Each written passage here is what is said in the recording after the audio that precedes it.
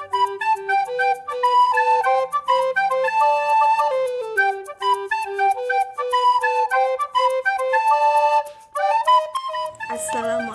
anak-anak yang soleh-soleha. Hai, bagaimana kabarnya hari ini? Nah, semoga kabar kalian dalam keadaan sehat walafiat. Nah, perkenalkan nama saya yaitu Umi Vina. Tahu nggak kalian? Perkenalkan, nama Umi yaitu Umi Vina.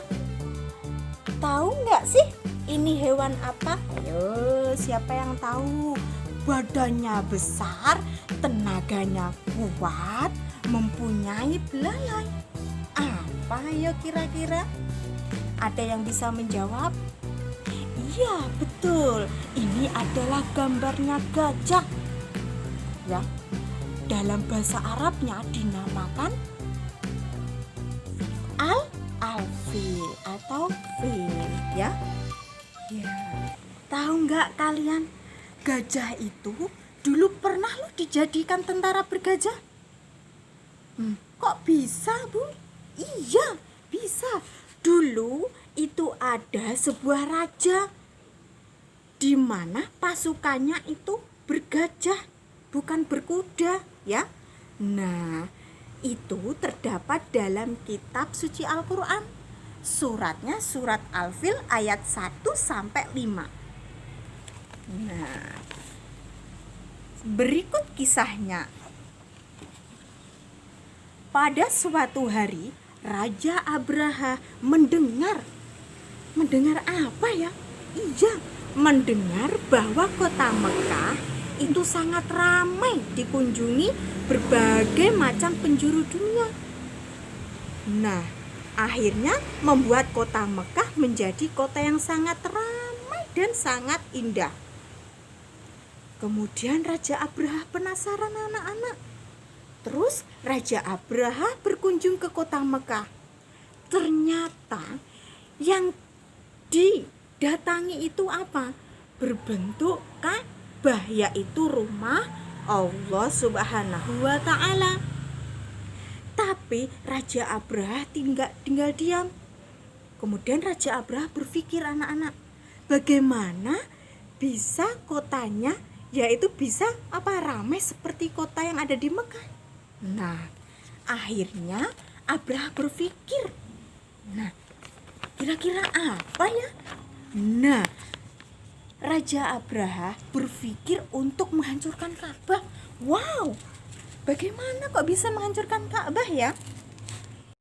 Nah, dengan hancurnya Ka'bah, maka Raja Abraha bisa membuat bangunan yang melebihi bangunan Ka'bah, yaitu Raja Abraha membuat bangunan yang berlantaikan di atas batu.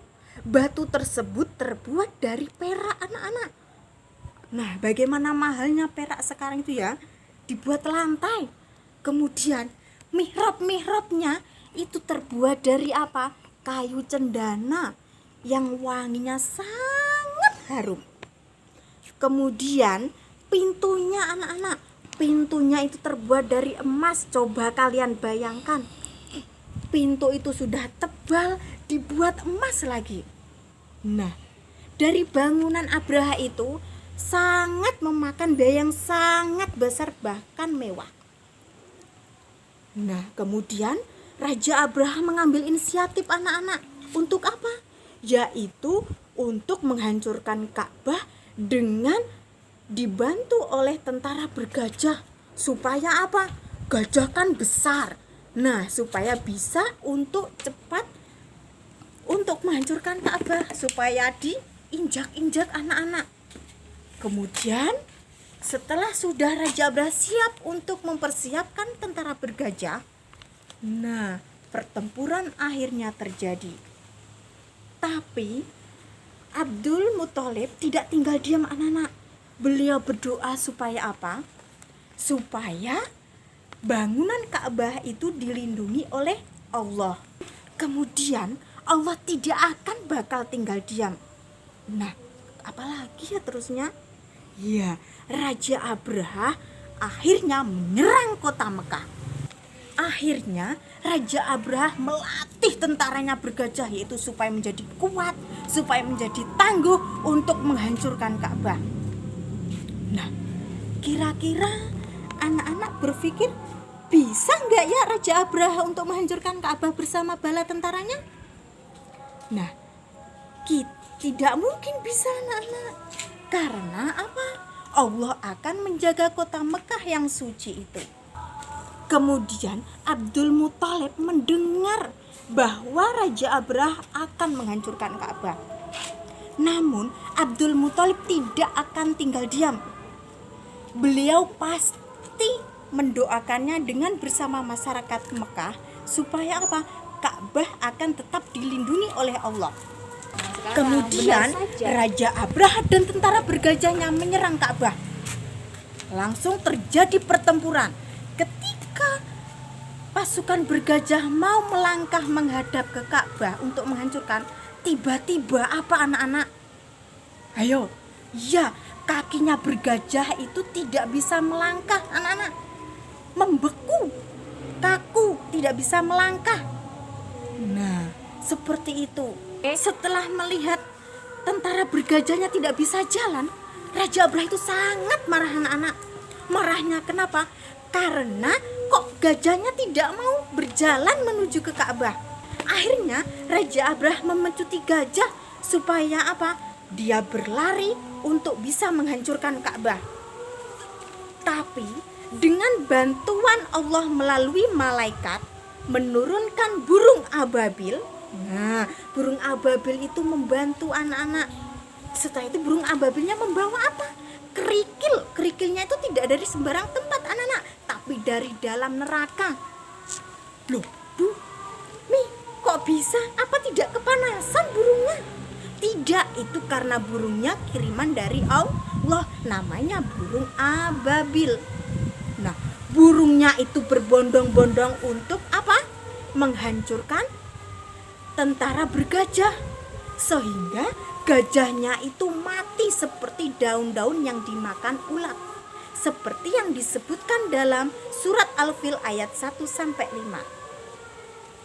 Nah, itu ceritanya anak-anak tentang burung ababil dan tentara bergajah. Setelah gajah-gajah semuanya mati anak-anak, kemudian dari langit itu terpancarlah sebuah cahaya yang menyinari seluruh penjuru negeri tersebut. Nah, kok bisa ya cahayanya? Apa coba anak-anak? Nah, cahaya tersebut ternyata Abdul Muthalib menggendong sebuah bayi. Nah, kira-kira bayi siapa ya itu kok sampai bercahaya?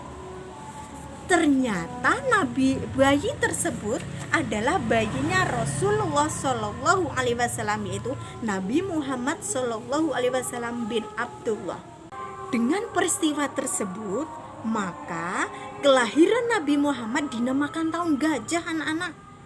Nah, berarti kalian sudah tahu ya sekarang kok bisa kelahiran Nabinya Muhammad dinamakan tahun gajah.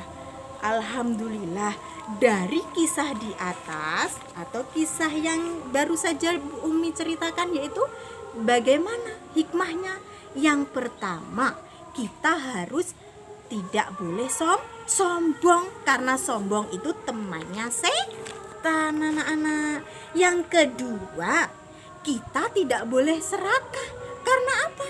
Kita harus bersyukur dengan apa yang kita miliki dari Allah. Dan ingat, Allah itu akan menolong hambanya yang ketika kesusahan, kalau kita mau bersungguh-sungguh dan berikhtiar dalam meminta pertolongan kepada Allah.